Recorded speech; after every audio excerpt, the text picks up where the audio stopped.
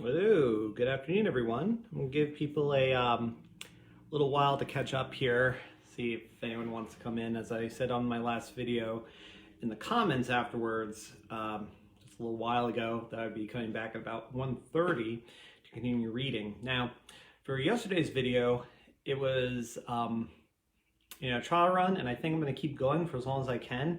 And if you ended up not really liking the video yesterday because like, what was the point of all that?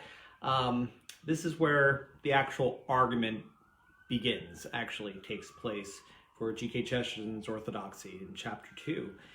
Because the first one is more just, the first chapter is about an explanation of why he's doing this, and I love the illustrations, the mental images that he makes here of him trying to found his own heresy and just to find out that it already existed and it was called Orthodoxy, or that he was like a man lost at sea and he was off to find a whole new continent, and instead when he crashed he ended up back in his hometown. He didn't recognize it, that he had to be separated from the thing in order to see it for what it really was and to find the wonder in it.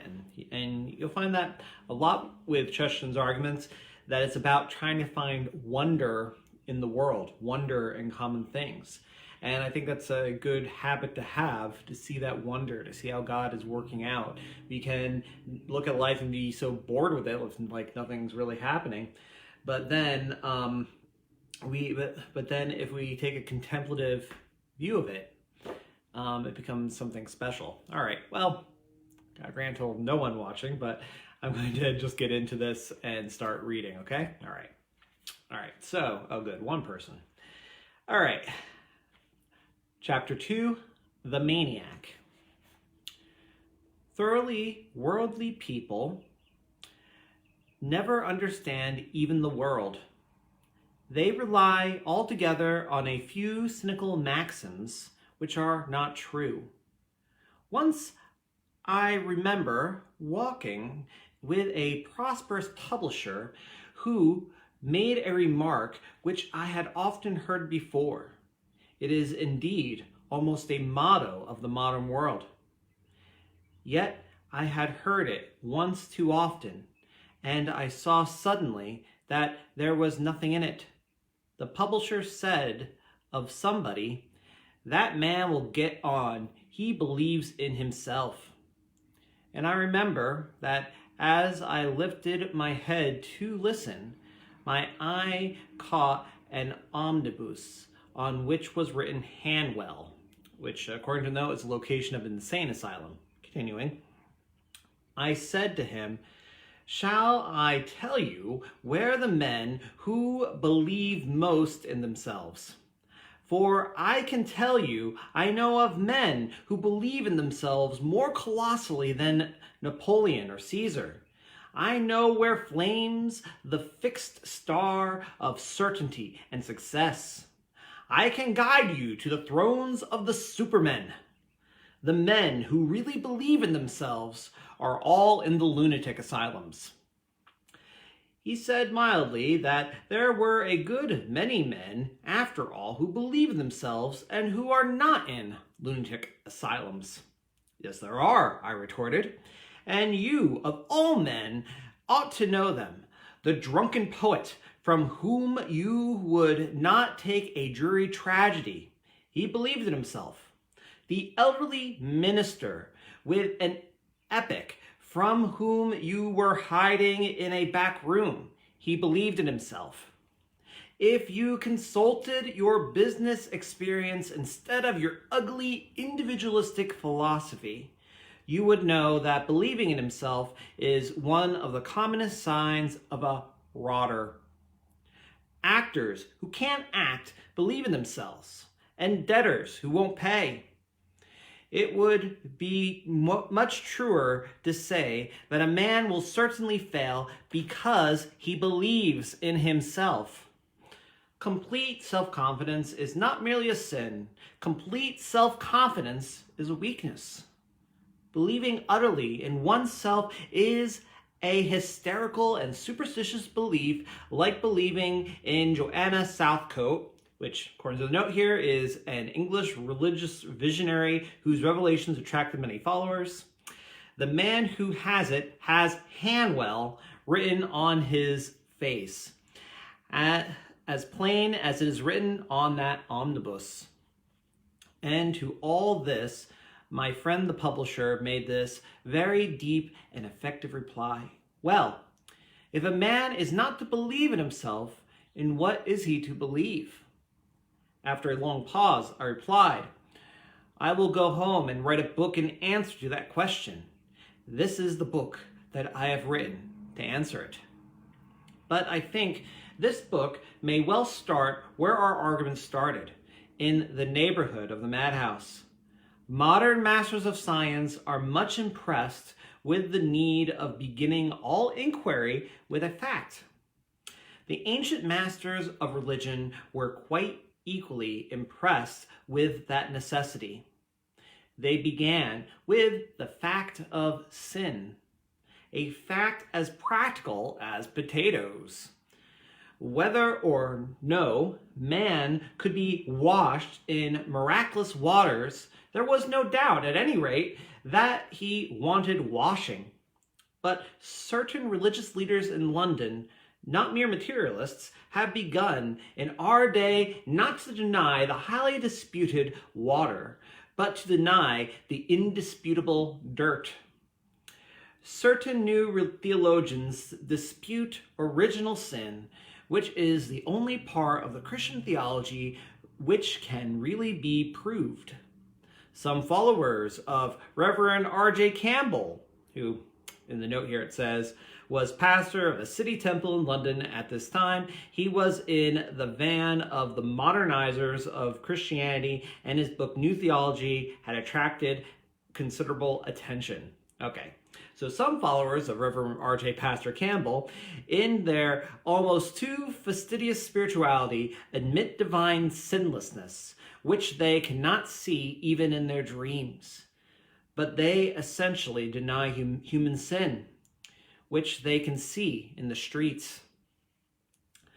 The strongest saints and the strongest skeptics alike took positive evil as the starting point of their argument. If it be true, as it certainly is, that a man can feel exquisite happiness in skinning a cat, then the religious philosopher can only draw one of two deductions. He must either deny the existence of God, as the atheists do, or he must deny the present union between God and man, as all Christians do. The new theologians seem to think it is a highly rationalistic solution to deny the cat. In this remarkable situation, it is plainly not now possible with any hope of universal appeal to start as our fathers did, with the fact of sin. This very fact, which was to them and is to me as plain as a pikestaff, is the very fact that has been specially diluted or denied. But though moderns deny the existence of sin, I do not think that they have yet denied the existence of a lunatic asylum. We all agree still that there is a collapse of the intellect as unmistakable as a falling house. Men deny hell, but not as yet Hanwell. For the purpose of our primary argument, the one may very well stand where others stood. I mean that, as all thoughts and theories were once judged by whether they tended to make a man lose his soul, so for our present purpose all modern thoughts and theories may be judged by whether they tend to make a man lose his wits. It is true that some speak lightly and loosely of insanity as in itself attractive, but a moment's thought will show that if disease is beautiful, it is generally someone else's disease. A blind man may be picturesque, but it requires two eyes to see the picture. And similarly, even to the wildest poetry of insanity can only be enjoyed by the sane. To the insane man, his insanity is quite prosaic, because it is quite true. A man who thinks himself a chicken is to himself as ordinary as a chicken. A man who thinks he is a bit of glass is to himself as dull as a bit of glass. It is the homogeneity of his mind which makes him dull and which makes him mad. It is only because we see the irony of his idea that we think him even amusing. It is only because he does not see the irony of his idea that he is put in Hanwell at all. In short, oddities only strike ordinary people. Oddities do not strike odd people. This is why ordinary people have a much more exciting time, while odd people are always complaining of the dullness of life. This is also why the new novels die so quickly, and why the old fairy tales endure forever. The old fairy tales make the hero a normal human boy. It is his adventures that are startling.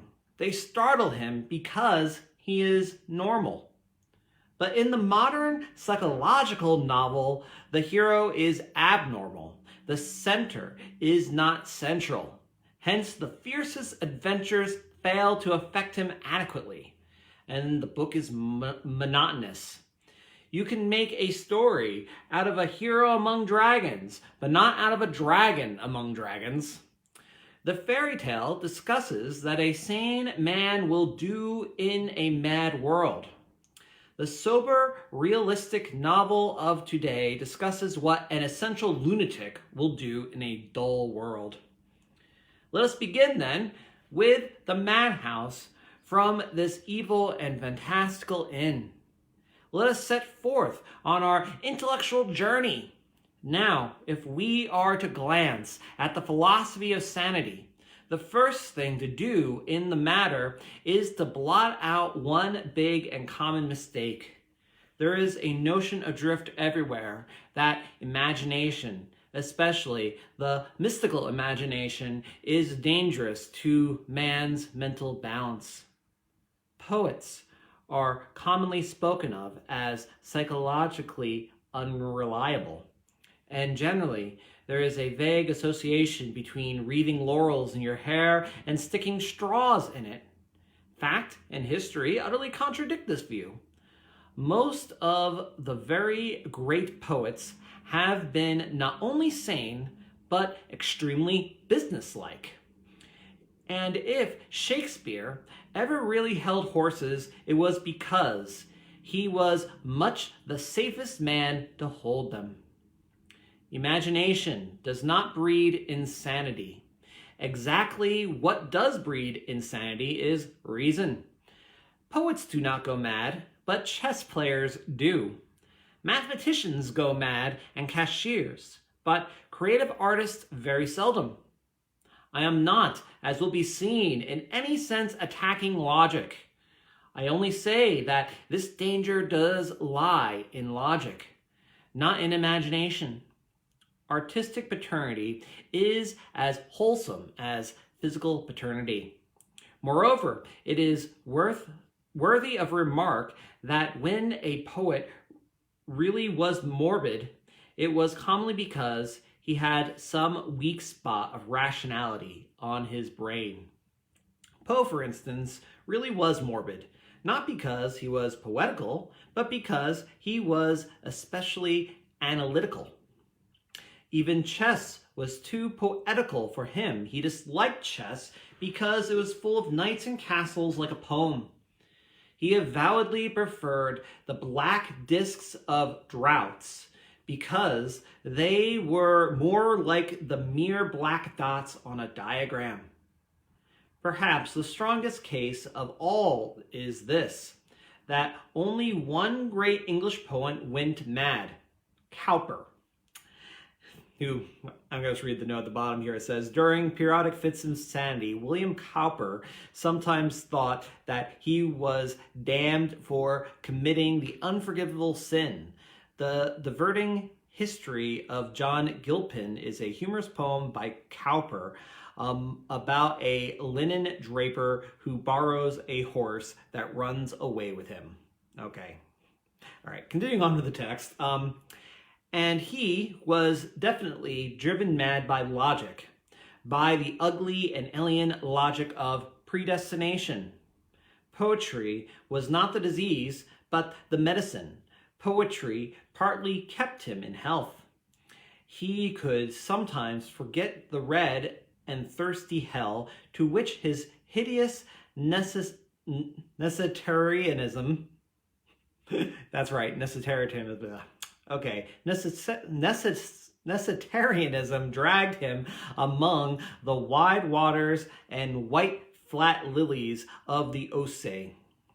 He was damned by John Calvin. He was almost saved by John Gilpin. Everywhere we see that men do not go mad by dreaming. Critics are much madder than poets.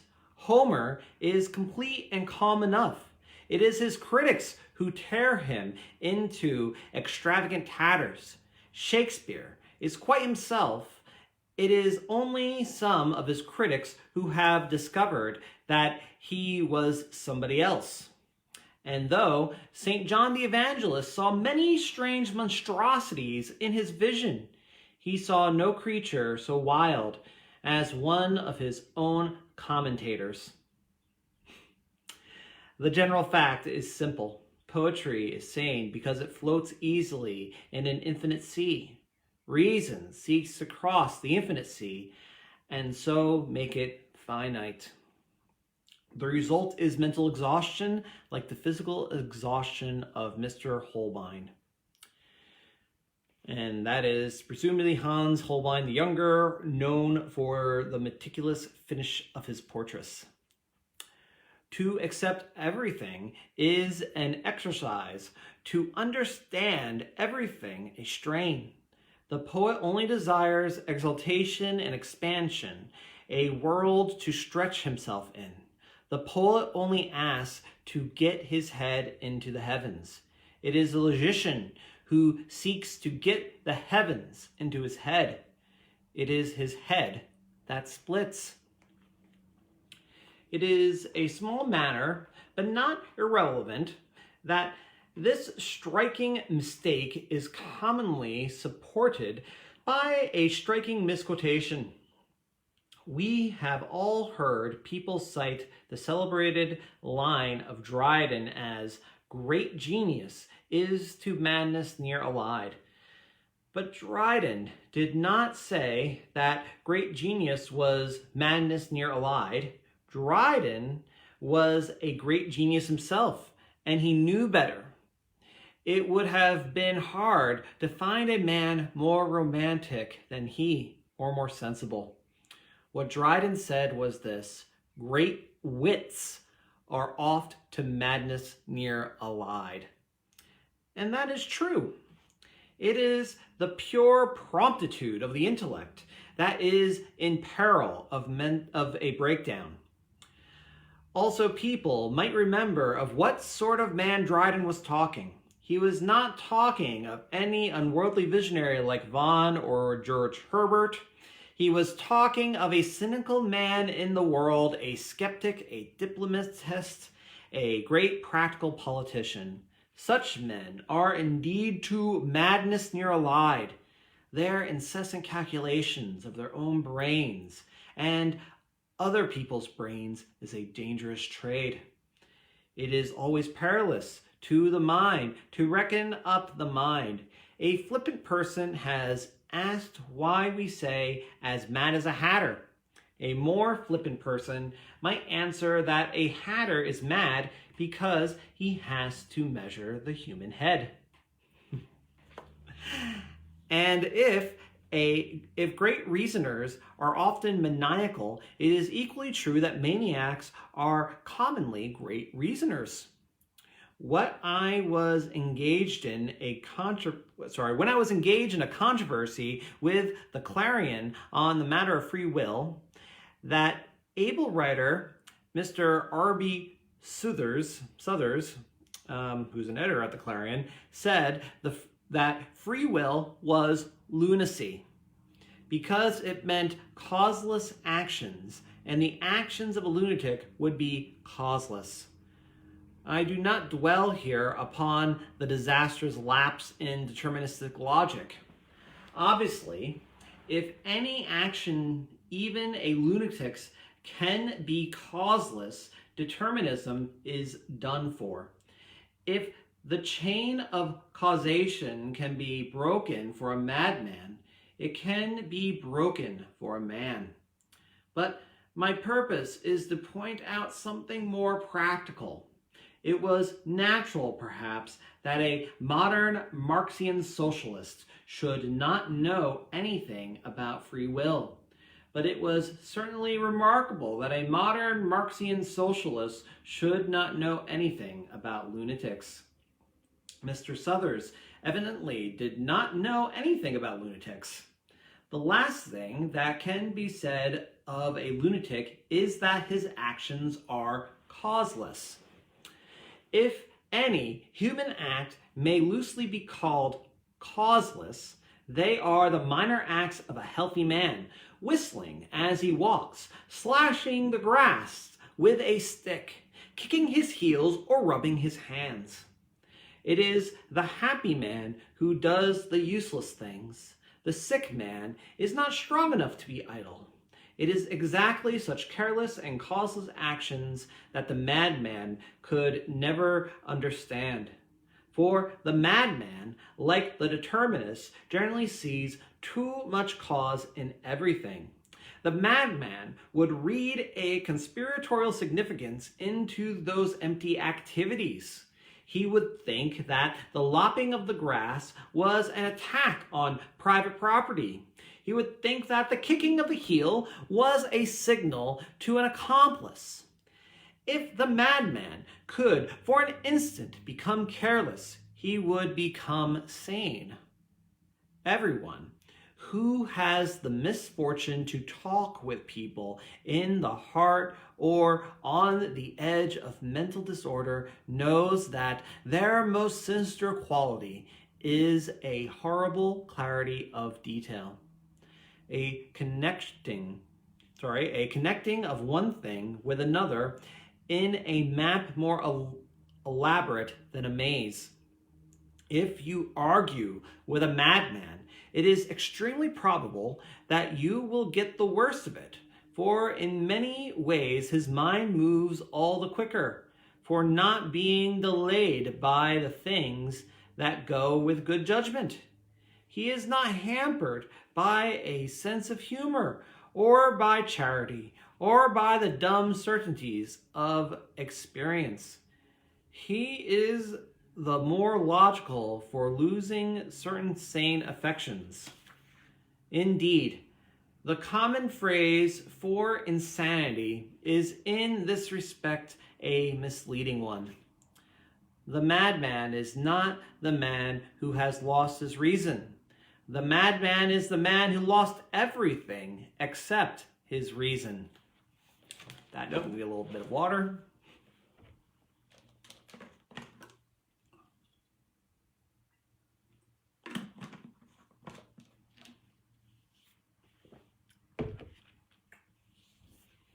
And as a reasonable person, I should be taking more offense to this than anyone.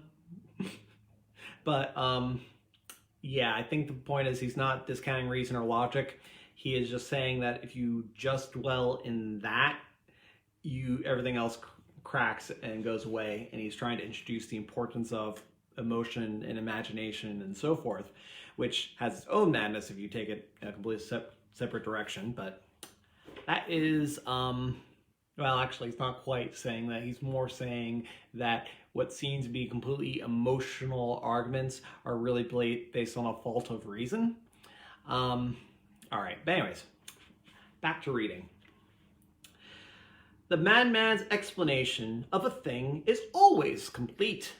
and often in a purely rational sense satisfactory. Or, to speak more strictly, the insane explanation, if not conclusive, is at least unanswerable.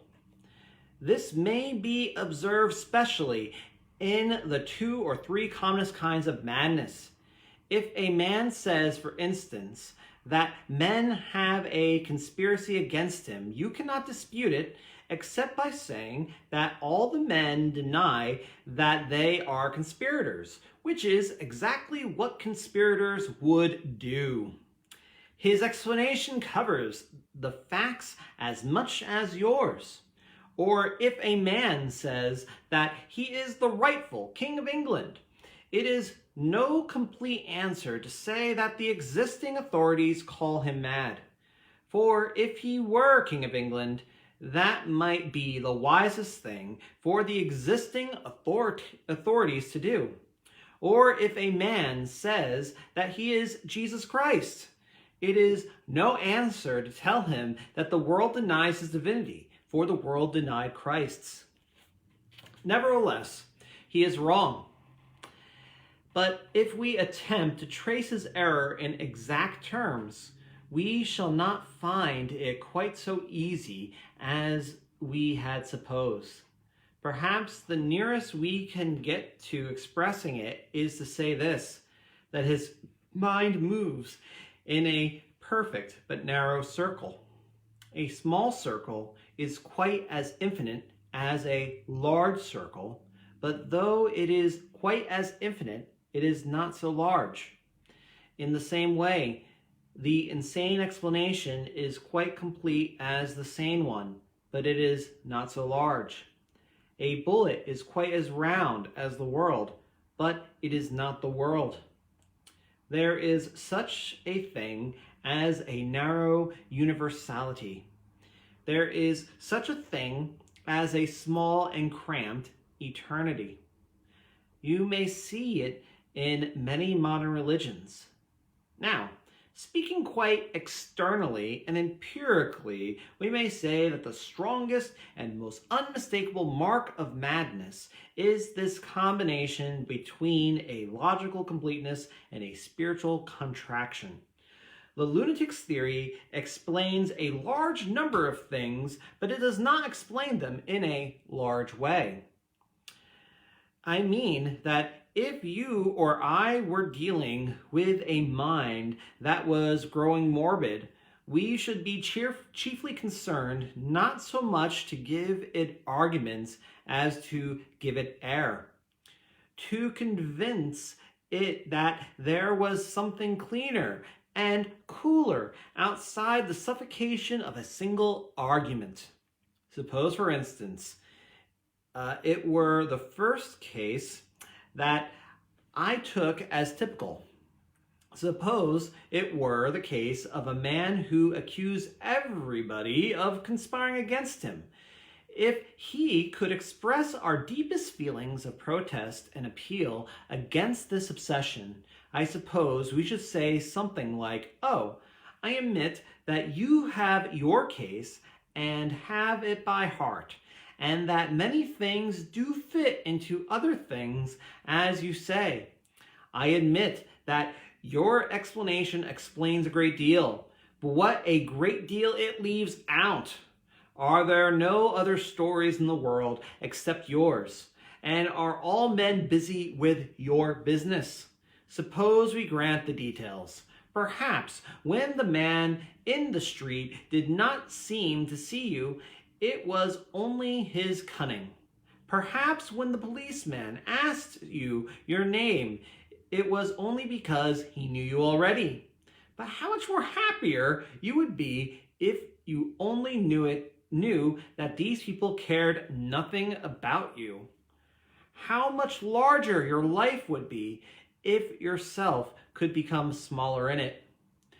If you could really look at other men with common curiosity and pleasure, if you could see them walking as they are in their sunny selfishness and their virile indifference, You would begin to be interested in them because they were not interested in you. You would break out of this tiny and tawdry theater in which your own little plot is always being played.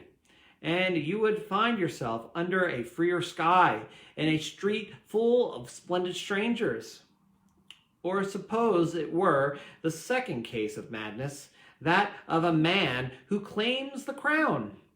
Your impulse would be to answer, all right, perhaps you know that you are the King of England, but why do you care? Make one magnificent effort and you will be a human being and look down on all the kings of the earth. Or it might be the third case of the madman who calls himself Christ. If we said that we felt we should say, you are the creator and redeemer of the world, but what a small world it must be. What a little heaven you must inhabit, with angels no bigger than butterflies.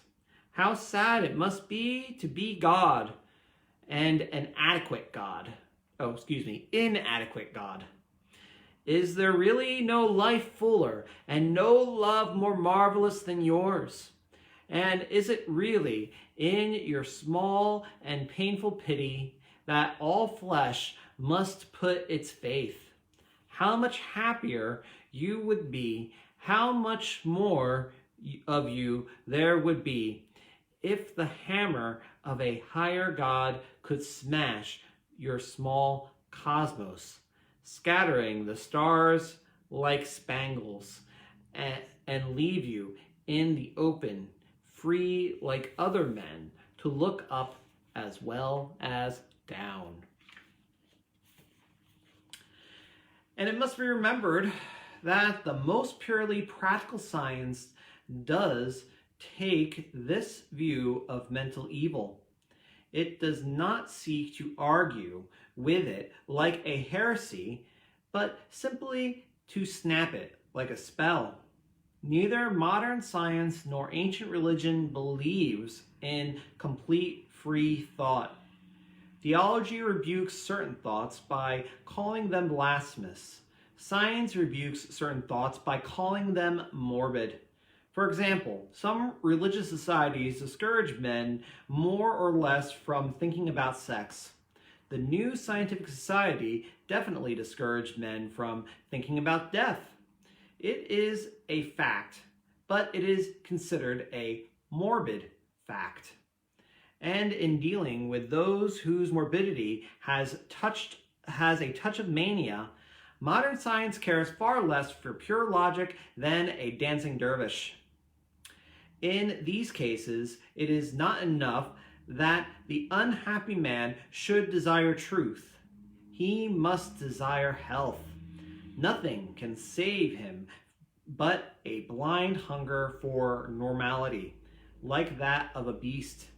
A man cannot think himself out of mental evil, for it is actually the organ of thought that has become diseased, ungovernable, and as it were independent. He can only be saved by will or faith. The moment his mere reason moves, it moves in the old circular rut. He will go round and round his logical circle just as a man in a third-class carriage on the inner circle will go round and round the inner circle unless he performs the voluntary, vigorous, and mystical act of getting out at Gower Street. Decision is the whole business here. A door must be shut forever. Every remedy is a desperate remedy. Every cure, a miraculous cure. Curing a madman is not arguing with a philosopher, it is casting out a devil. And however quietly doctors and psychologists may go to work in the matter, their attitude is profoundly intolerant as Bloody Mary.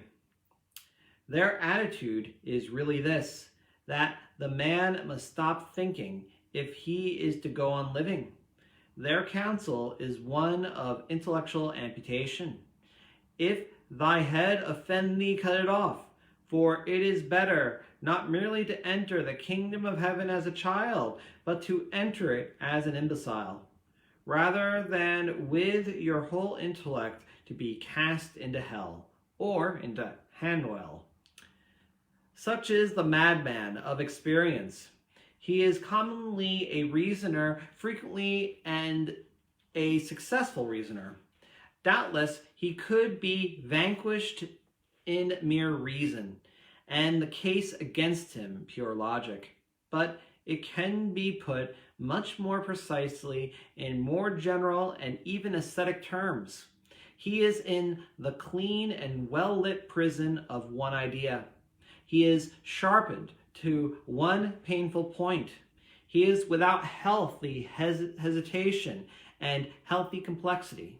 Now, as I explain in the introduction, I have determined in these early chapters to give not so much a diagram of a doctrine as some pictures of a point of view.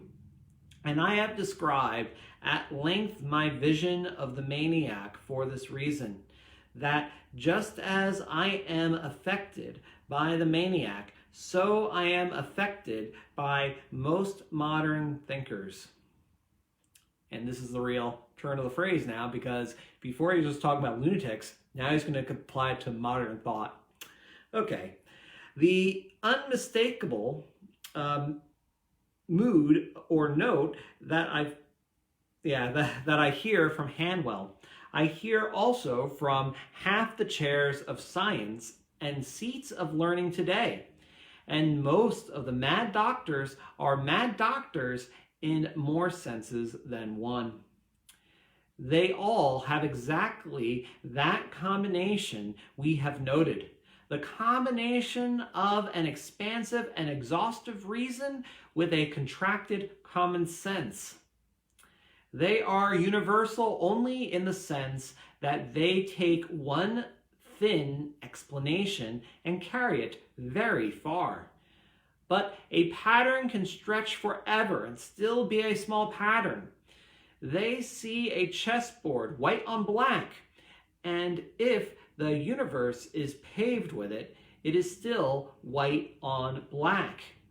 Like the lunatic, they cannot alter their standpoint. They cannot make a mental effort and suddenly see it black on white. The first and the most obvious case of materialism. Take first the most obvious case of materialism. An explanation of the world, materialism, has a sort of insane simplicity. It has just the quality of the madman's argument. Actually, see a little more of my head there, huh? Okay. Actually, a little thirsty, a little water here.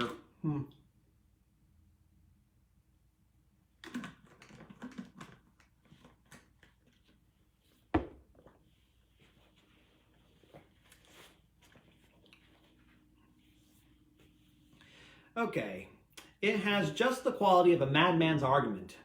Speaking of materialism now, we have at once the sense of it covering everything and the sense of it leaving everything out. Contemplate some able and sincere materialist, as for instance Mr. McCabe, and you will have exactly this unique sensation. He understands everything, and everything does not seem worth understanding. His cosmos may be complete in every rivet and cogwheel, but still his cosmos is smaller than our world. Somehow, his scheme, like the loose skein of the madman, seems unconscious of the alien energies and the large indifference of the earth.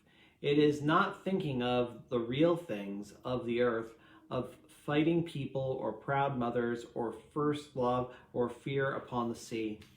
The earth is so very large, and the cosmos is so very small.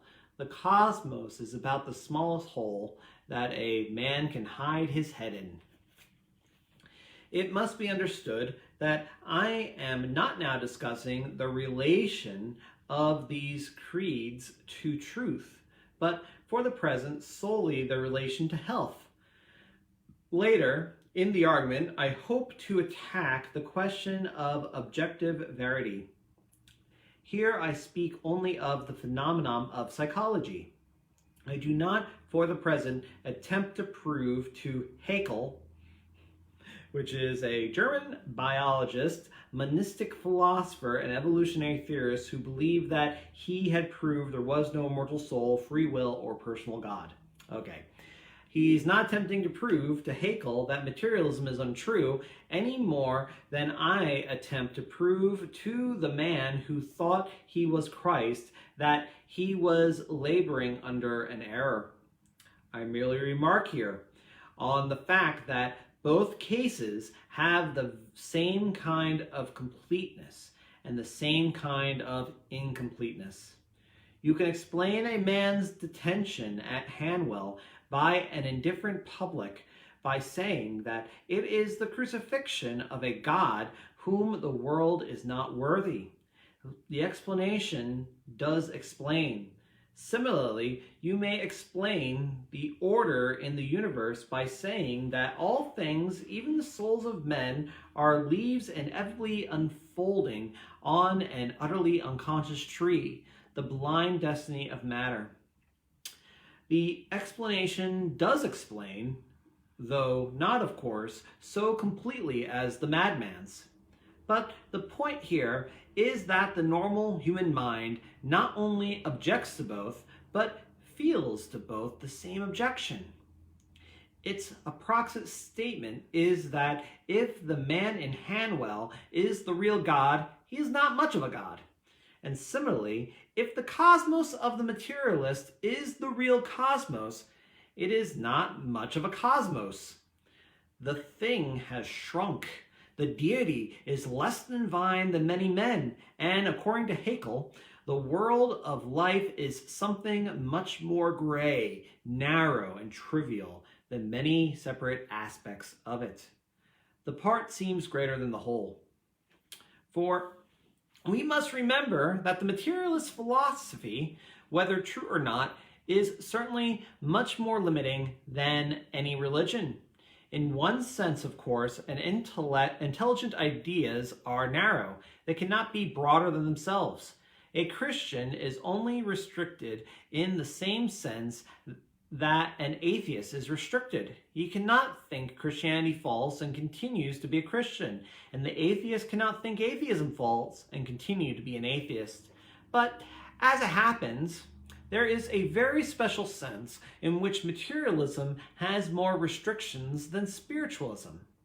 Mr. McCabe thinks me a slave because I am not allowed to believe in determinism.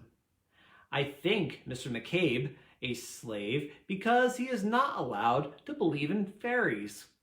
But if we examine the two vetoes, we see that his is really much more pure veto than mine.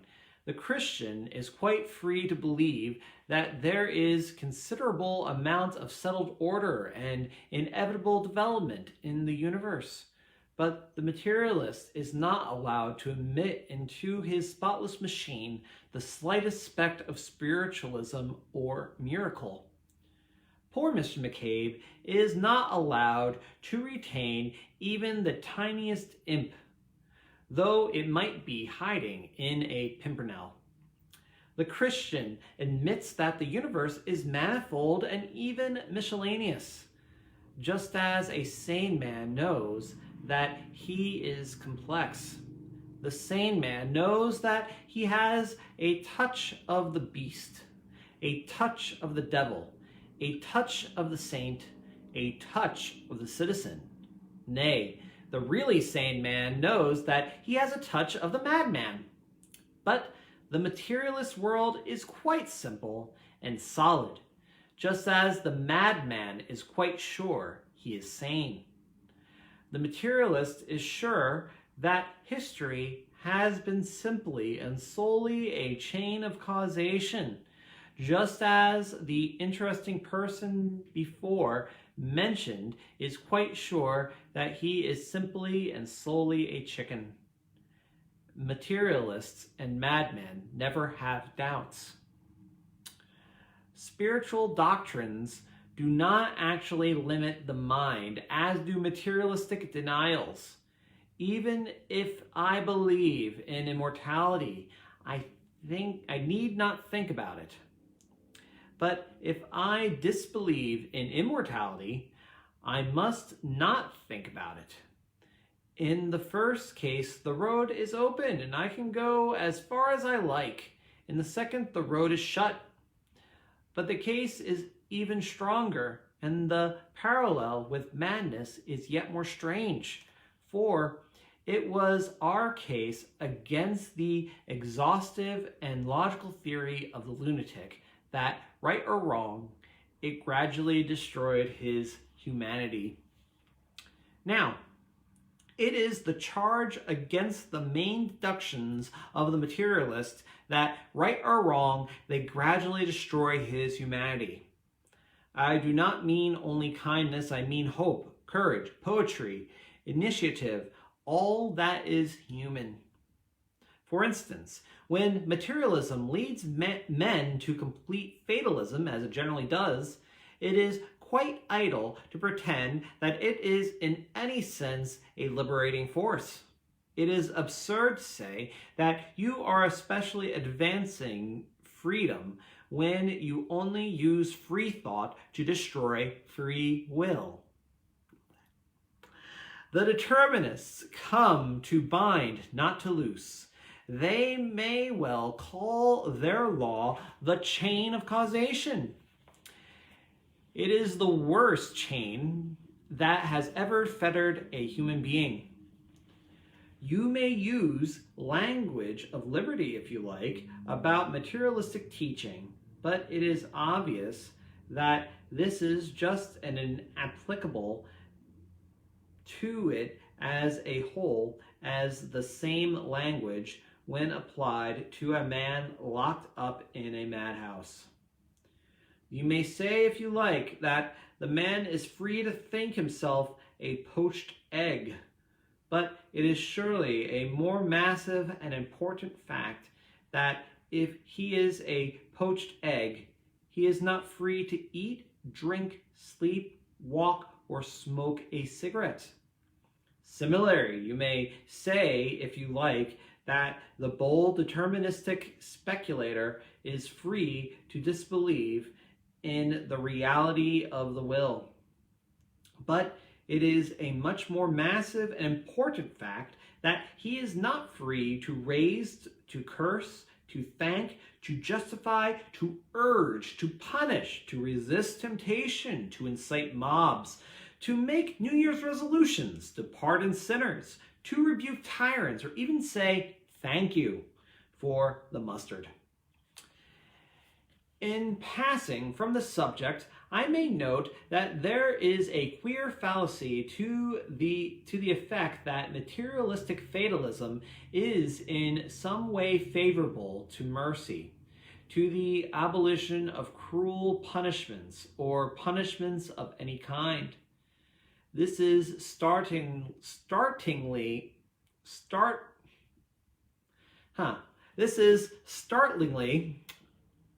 the reverse of the truth. It is quite tenable that the doctrine of necessity makes no difference at all, that it leaves the flogger flogging and the kind of friend exhorting as before. But obviously, if it stops either of them, it stops the kind exhortation. That the sins are inedible does not prevent punishment. If it prevents anything, it prevents persuasion. Determinism is quite as likely to lead to cruelty as it is certain to lead to cowardice. Determinism is not inconsistent with the cruel treatment of criminals. What it is perhaps inconsistent with is the generous treatment of criminals, with any appeal to their better feelings or encouragement in their moral struggle. The determinist does not believe in appealing to the will, but he does believe in changing the environment.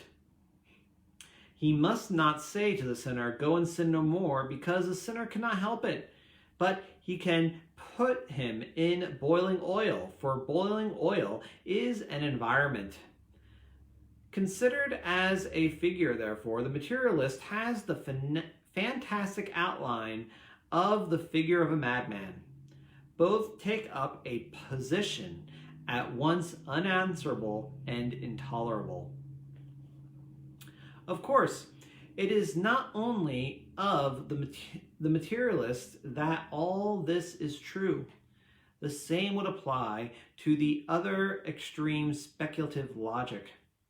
There is a skeptic far more terrible than he who believes everything began in matter. It is possible to meet the skeptic who believes that everything began in himself. He doubts not for the existence of angels or devils, but the existence of men and cows.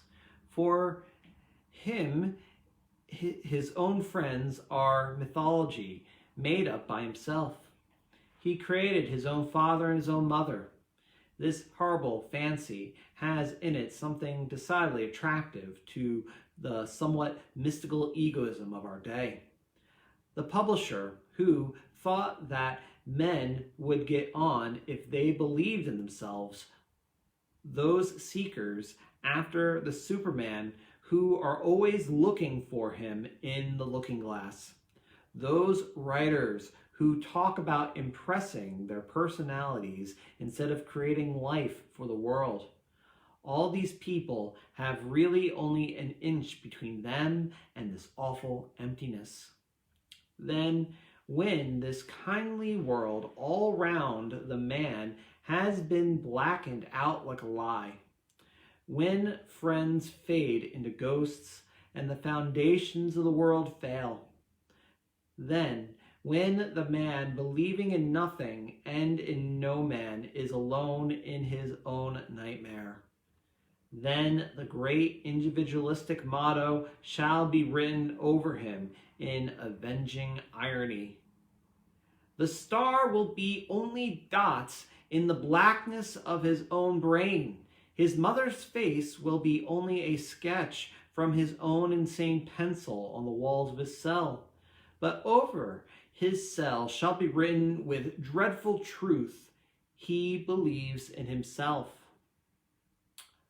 All that concerns us here, however, is to note that this pan-egoistic extreme of thoughts exhibits the same paradox as the other extreme of materialism.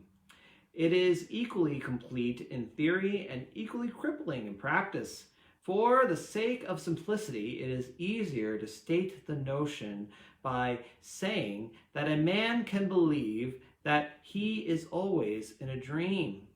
Now, obviously, there can be no positive proof given to him that he is not in a dream, for the simple reason that no proof can be offered that might not be offered in a dream. But if the man began to burn down London and say that his housekeeper would soon call him to breakfast, he should take him and put him with other logicians in a place which has often been alluded to in the course of this chapter.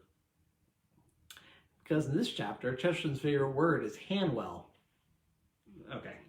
The man who cannot believe his senses and the man who cannot believe anything else are both insane.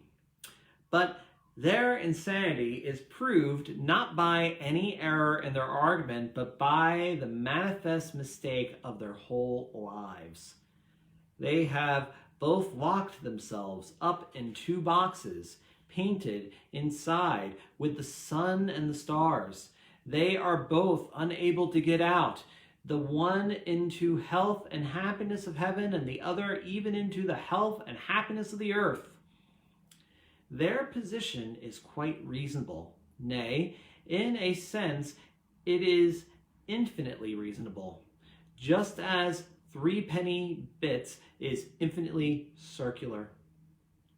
But there is such a thing as a mean infinity, a base and slavish eternity. It is amusing to notice that many of the moderns, whether skeptics or mystics, have taken as their sign a certain Eastern symbol, which is the very symbol of this ultimate nullity. When they wish to represent eternity, they represent it by the serpent with a tail in its mouth. There is a startling sarcasm in the image of that very unsatisfactory meal. The eternity of the material fatalists, the eternity of the Eastern pessimists, the eternity of the supercilious theosophists, and higher scientists of today is indeed very well presented by a serpent eating his tail, a degraded animal who destroys even himself. This chapter is purely practical and is concerned with what actually is the chief mark and element of insanity. We may say, in summary, that it is reason used without root, reason in the void. The man who begins to think without proper first principles goes mad. He begins to think at the wrong end. And for the rest of these pages, we have to try and discover what is the right end. But we may ask, in conclusion, if this be what drives men mad. What is it that keeps them sane? By the end of the book, I hope to give a definite, some will think far too definite, answer. But for the moment, it is possible in the same solely practical manner to give a general answer touching what in actual human history keeps men sane. Mysticism keeps men sane. As long as you have mystery, you have health. When you destroy mystery, you have morbidity. Ordinary man has always been sane because ordinary man has always been a mystic. He has permitted the twilight. He has always had one foot on earth and the other in fairyland. He has always left himself free to doubt his gods, but unlike the agnostic of today, free also to believe in them. He has always cared more for truth than for consistency. If he saw two truths that seemed to contradict each other, he would take the two truths and the contradiction along with them. His spiritual sight is stereoscopic. Like his physical sight, he sees two different pictures at once, and yet sees all the better for that.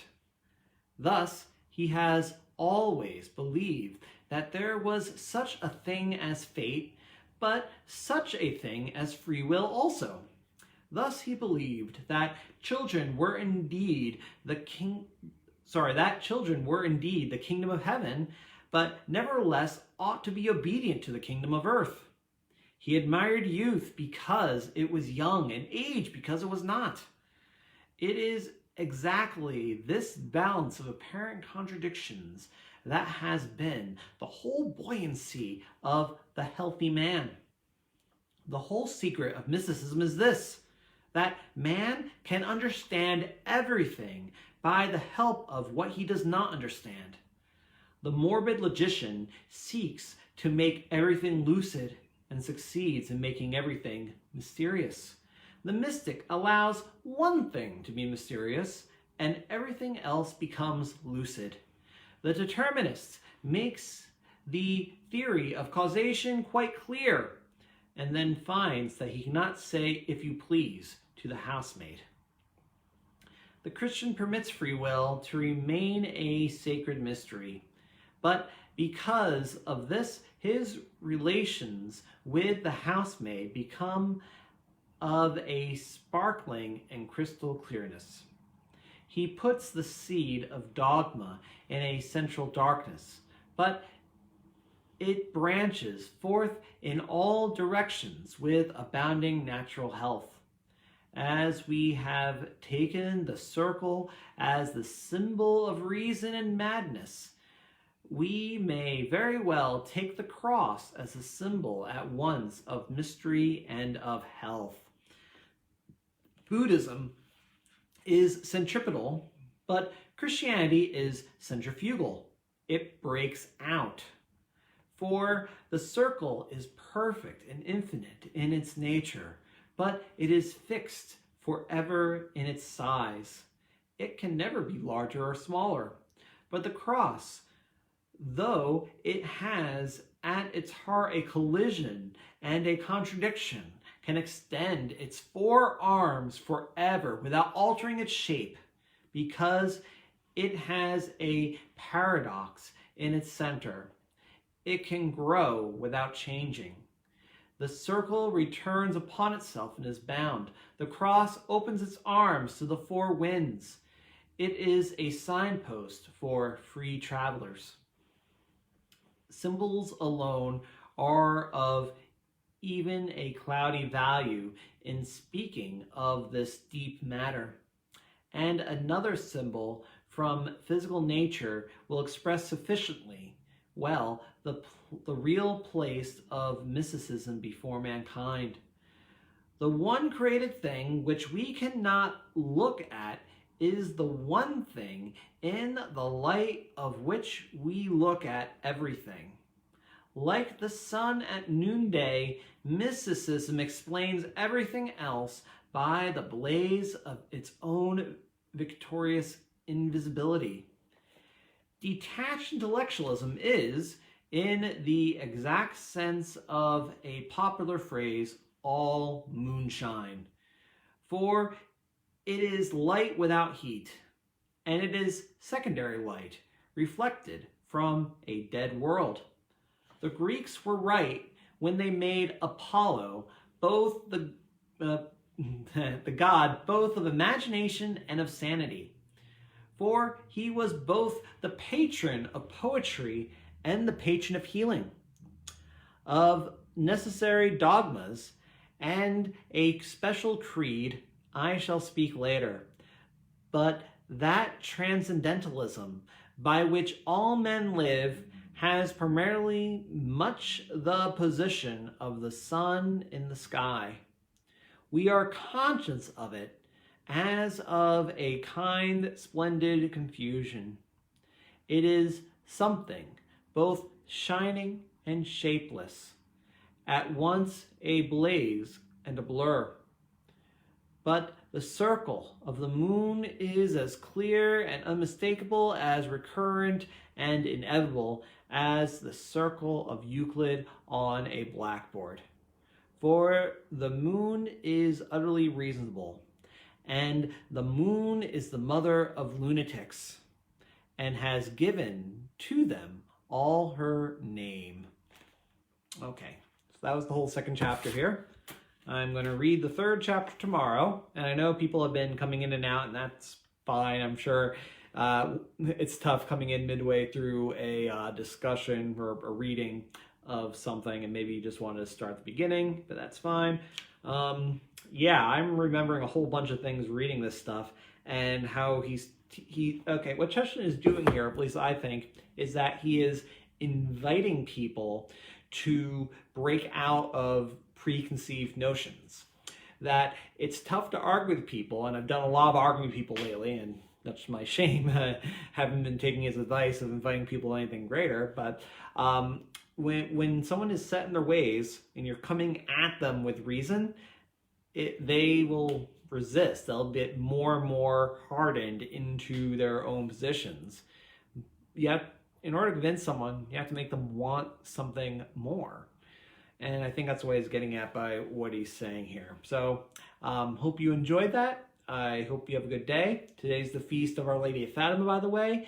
So, I hope you make a beautiful day and at least pray a rosary, okay? All right. God love you. God bless.